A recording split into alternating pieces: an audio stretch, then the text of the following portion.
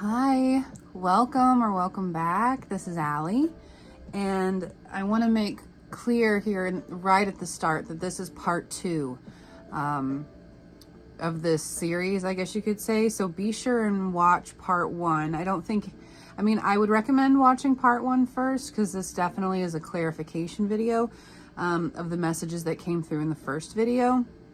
But make sure that you watch that one. Because it goes hand in hand with this one. So if you found yourself here, I'm so grateful to be spending this time with you. I want to apologize if I sound nasally at all, because I am dealing with, I don't know, a cold or something, I guess. But I just want to first take a minute and share with you how astounded I am by the way Spirit has been bombarding me with real world signs and synchronicities related to the message behind this letter S, okay?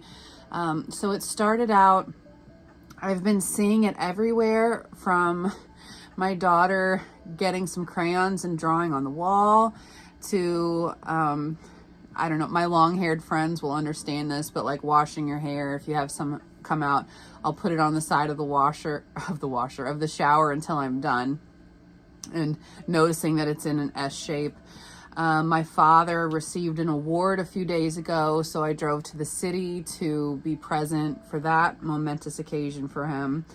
And it was at the Sheraton, and their symbol all over their buildings was an S with a circle around it. And so then I recorded part 1, not realizing it was part 1. I just knew there was a message coming through about this letter S. I know there's been other places that I've seen it prior to this. And I was taking my kids to school the day after I recorded that, and I looked over at a house that I see every single day on my way to school, and hanging from a wind chime was the letter S. With a circle around it, and it floored me, honestly. And so I said, okay, before I post this video, what did I miss? Show me what I missed, because I mentioned in that video that I didn't look up the symbolism prior to recording, and this is something that I actually prefer to do. I don't really like to research things that I'm given until I feel called to do that. I guess it's just the way that I am. And when they led me to this kind of obscure website, I will link it in the description box. And some of the things that were coming through on there were blowing my mind, the synchronicities. So probably the biggest one that I didn't even realize at the time of recording part 1 is how often the Sun card kept coming up over and over and over again. I would split the deck, and there it was. I would shuffle, and there it was.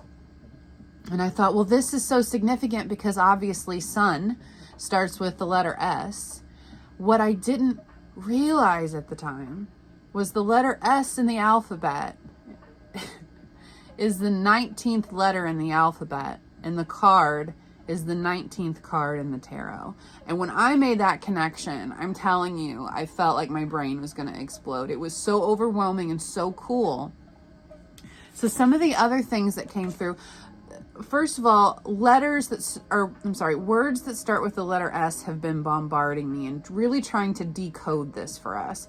So obviously the Sun, success, spirit, also secrets, hidden knowledge. I find it interesting that at least in America, which is what I'm most familiar with as far as politics and policies go, we have words for leaders like senator, secretary of state,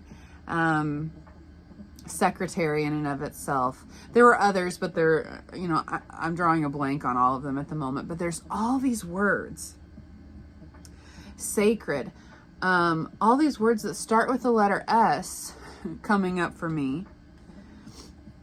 And then some of the other symbolism that came through was that it's used a lot in chemistry and alchemical formulas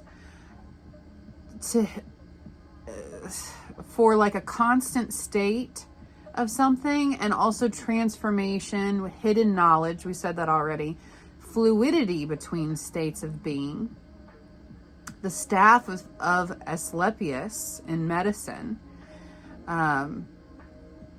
with the serpent, and then there's the serpent in Eden. So then I started pulling cards yesterday saying, help me understand this more, Spirit. I don't want to miss anything that you're trying to convey to us with the importance of this letter, the symbolism. And I got out one of my oracle decks, and the card that kept coming out, I don't have it here with me or I would show you, but the card that kept coming out was cutting ties. And with this was a sword. And as I say this to you, that's another S word with a serpent wrapped around it. And it said cutting ties. And I saw 555 on the timer. And so when I think of the Sun card, yes, it's considered the happiest card in the deck. But I also consider, it's also considered a card of enlightenment, reaching another level. And so this theme of rising, ascending to a new state of consciousness, of being, of enlightenment, cannot occur without some kind of cutting ties with the train for confirmation. I hope that picks up. Enlightenment to a new state of being cannot fully occur without cutting ties to an old thought pattern, belief system, way of being and existing in the world. So I found that very interesting. There's also this theme of leadership that keeps coming up related to the letter S. So I'm going to take a sip here, and then we're going to pull some more cards, and I'm really going to start channeling. But that is what has come through since part one. And so I'm very anxious to see what else is coming through. Actually, as I say this, anxiety, so some of us may be wrestling with anxiety for innumerable reasons I'm getting. And before I sat down to record, they asked me to get one of my most favorite stones, which is lepidolite, my lepidolite stone.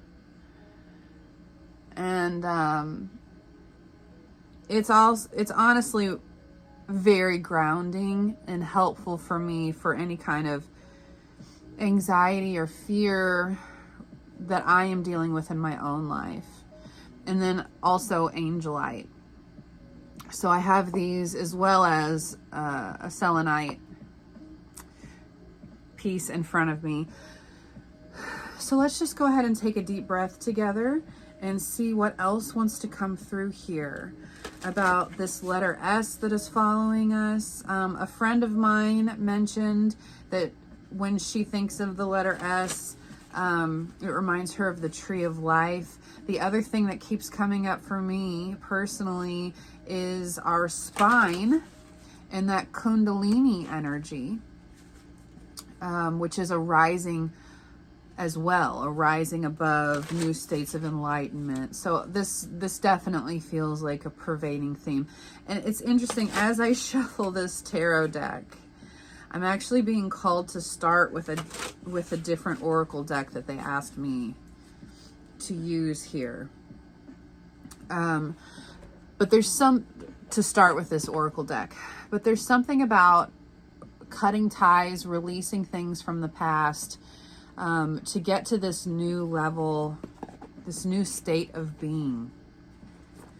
And I'm being called to say that if you have felt drawn to these videos, if they've resonated with you, if this letter's also been following you, or any of these themes resonate,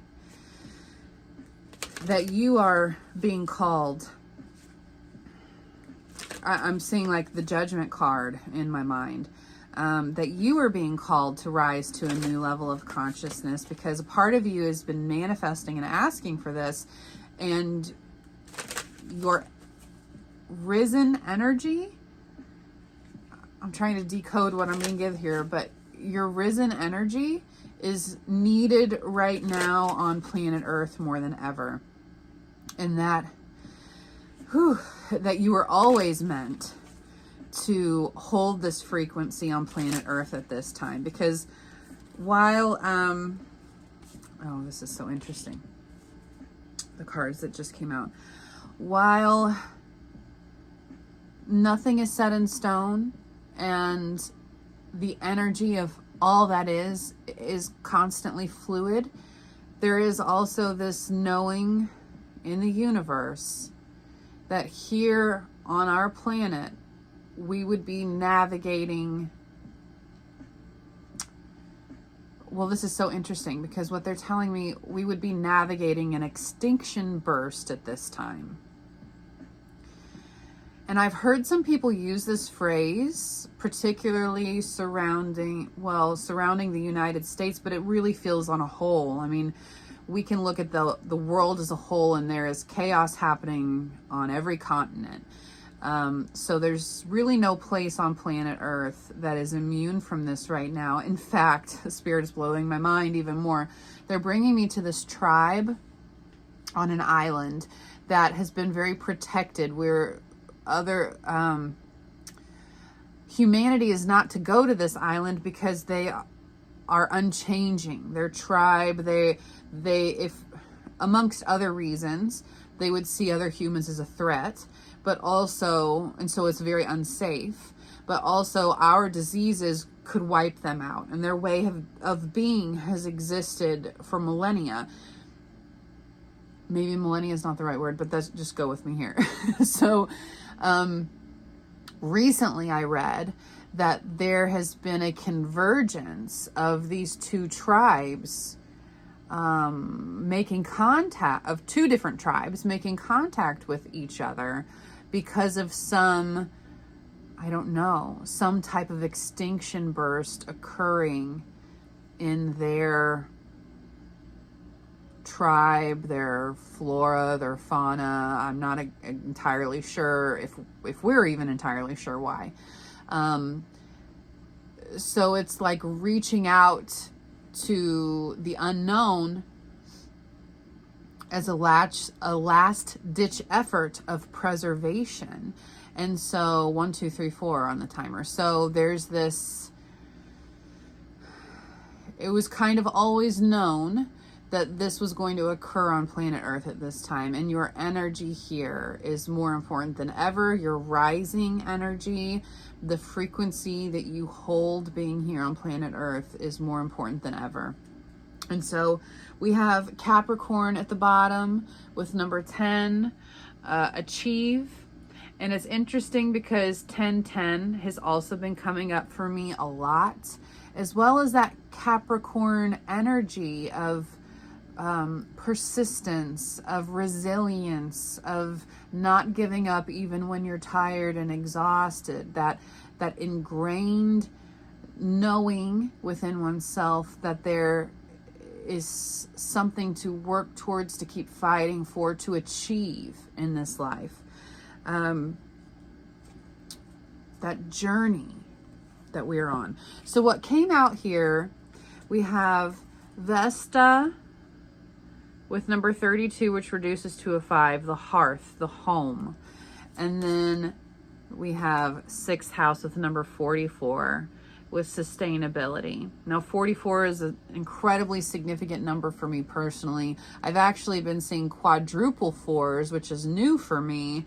And that feels very significant in that in and of itself. As I say this to you, 4 4s in a row frequently in license plates, on billboards and phone numbers, addresses, things of that nature have been coming up for me really just the last few weeks. And that in and of itself is a graduation. This ladder energy that keeps coming up for me. So going back, this is kind of leading me back to part 1. We discussed that need, that even though you have this desire to accomplish and achieve, there has to be that balance, that fluidity, and a groundedness in full blown rest as well as taking action. And if you're someone who listens to quite a few readings and readers like I do, sometimes it's just for entertainment and for that connection with like-minded individuals, because where I live is quite isolating in that way. But most of the time it's because I feel drawn to a video because there's something in there for me. There's something in that reading for me.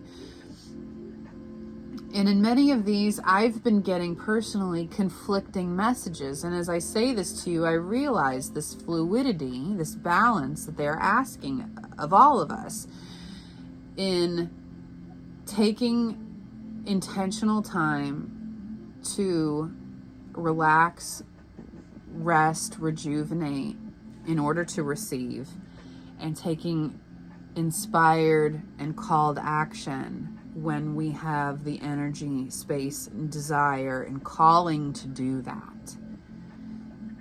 And it was interesting in the last reading for me because I think I mentioned this. It feels counterintuitive to take time to rest, especially if your mind is like, but I have da-da-da-da-da to do. I have all these things to do.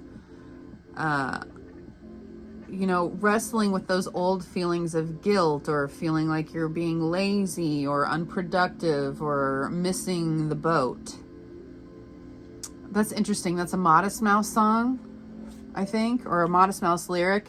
And this is a Modest Mouse inspired deck. I don't really know. The artist is Violet Aveline, and it was presented by Modest Mouse. So maybe they work together. I really don't know, but I love this deck. Clearly, I keep using it. So there's this call to keep that fire within yourself burning while also remaining your energy being grounded, connected, stable. It's a sustainable energy. To be that sustainer within yourself. Spirit, it's almost like taking the training wheels off. Spirit can't always do this for you. And this is kind of that last rung of the ladder before the next level for you, is figuring this out. Figuring that out.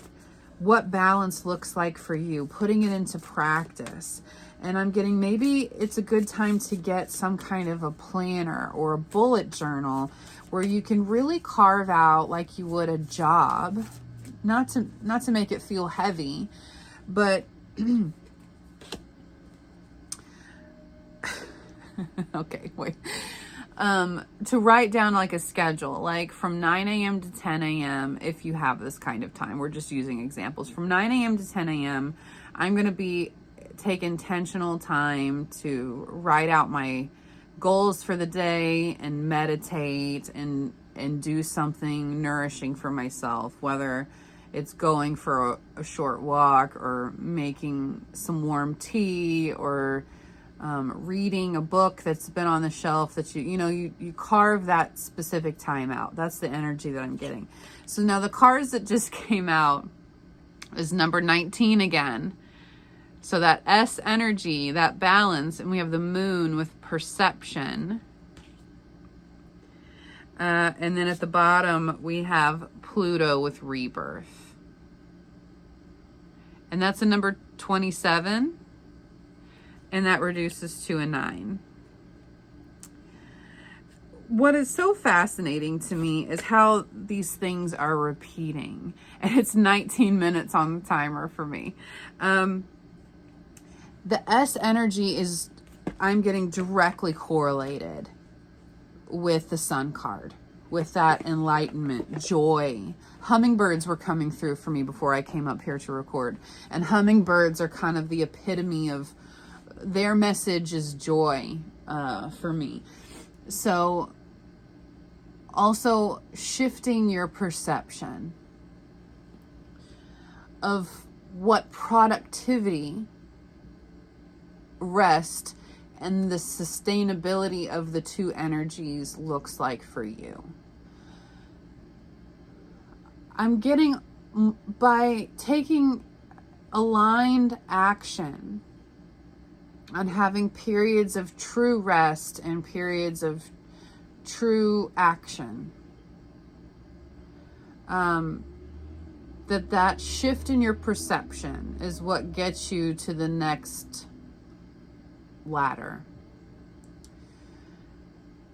That what is waiting for you here, and you're probably in many ways finding yourself in the energy of feeling more expansive, feeling more peaceful, even though there may be anxieties and worries and fear. You may be finding yourself dealing with these things, coping with them better. This is kind of the last, I heard the last hurrah and the last kind of rung of that ladder to get you where you want to be, where you've been manifesting. Okay, now this is truly wild. We have 6 of Swords here.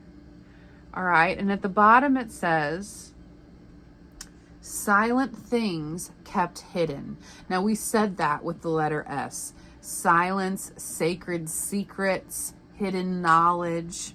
Okay, so Spirit, I would like for you to delve into that more. Let's delve into that more. What do you want to tell us about these sacred secrets? The Fool. Carefree, foolish, important decisions, new beginnings, optimistic.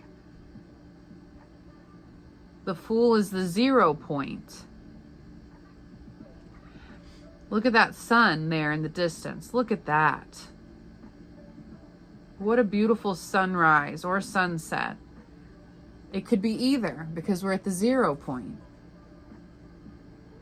And much like the 6 of Swords, this person is, on a boat. I don't want to say that they are moving into calmer waters, although I feel that they are. Because really it's unknown. And that's part of the secret things kept hidden. Okay? We have, 9 of Swords. She is sleeping, resting, unaware of this train that's coming. And while this is typically indicative of anxiety, despair, depression, fear, it's a really interesting imagery because she's sleeping soundly and this train is coming up in the distance, and I'm getting a totally different vibe from this card than I typically would, which is to say there is something big is coming, is on its way for you, something that changes everything in your existence. And they're wanting to pull you from a spirit of anxiety into a period of inner stillness and tranquility, no matter what's coming. The need to wake up to a situation. Yeah.